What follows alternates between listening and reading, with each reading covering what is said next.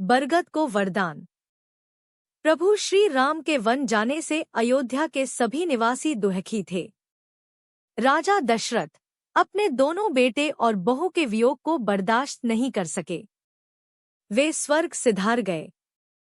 पिता की मृत्यु की खबर से राम, लक्ष्मण और सीता बहुत दुखी हुए। उन्होंने जंगल में ही पिंडदान करने का निश्चय किया। पिंडदान के लिए ये तीनों गया के फाल्गुन नदी के किनारे पहुंचे। वहां पंडित जी ने पिंडदान के लिए जो सामग्री बताई, राम और लक्ष्मण वह सभी सामग्री लाने के लिए जंगल में निकल गए। उन्हें पिंडदान के लिए सामान लेकर आने में देर हो रही थी। इधर पिंडदान का समय निकलता जा रहा था।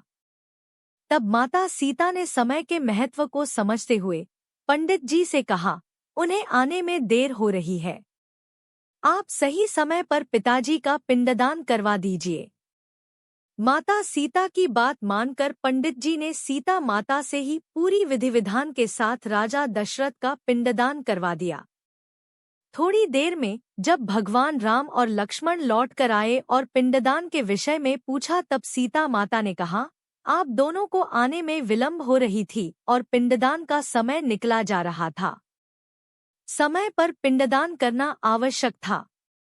यह सोचकर मैंने पिताजी का पिंडदान कर दिया।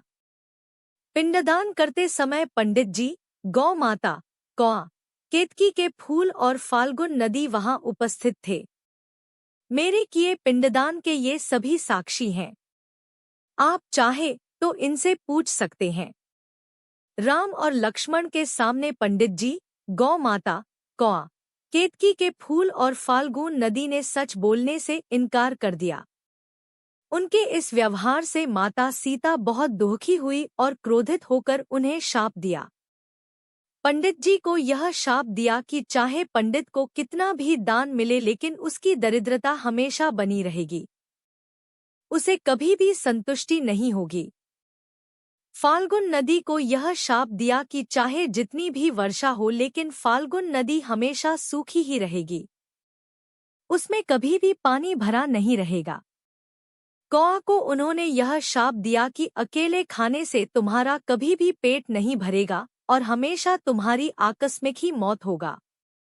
गाय को उन्होंने यह शाप दिया कि हर घर में पूजे जाने के बाद भी तुम्हें लोगों का जूठन खाना पड़ेगा। केतकी के फूल को यह शाप दिया कि कभी भी तुझे पूजा में नहीं चढ़ाया जाएगा।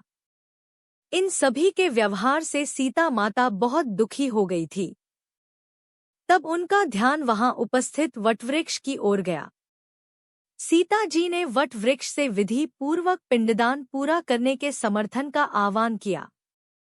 वटवृक्ष ने राम और लक्ष्मण के सामने सीता जी द्वारा विधिवत पिंडदान की प्रक्रिया पूरी करने की पूरी बातें बताई। इस प्रकार वटवृक्ष का सत्य के लिए समर्थन करने पर सीता माता ने आशीर्वाद दिया कि आपकी आयु लंबी हो, आप हमेशा दूसरों को छाया देते रहेंगे और पतिव्रता स्त्रियां आपका स्मरण करके अपने पति की लंबी उम्र की कामना करेंगी। त्रेता युग में सीता माता द्वारा दिए गए श्राप की सजा ये सभी आज भी भुगत रहे हैं। आज भी ब्राह्मण को कितना भी दान मिले, उसके मन में दरिद्रता बनी रहती है। गाय पूजनीय होने के बाद भी हर घर का जूठा खाना खाती है। फाल्गुन नदी हमेशा सूखी ही दिखाई देती है। कौआ अपना खाना झुंड में ही खाता है तथा उसकी मौत आकस्मिक ही होती है, और केतकी के फूल को पूजा पाठ में नहीं चढ़ाया जाता है।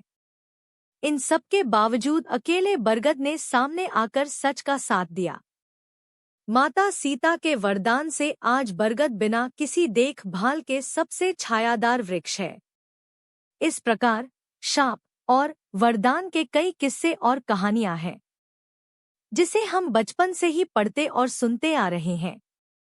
ये शाप और वरदान की शक्ति क्या है, हम इसका अंदाजा नहीं लगा सकते हैं, किंतु शक्ति तो है, जिसे हम वर्तमान में देख रहे हैं।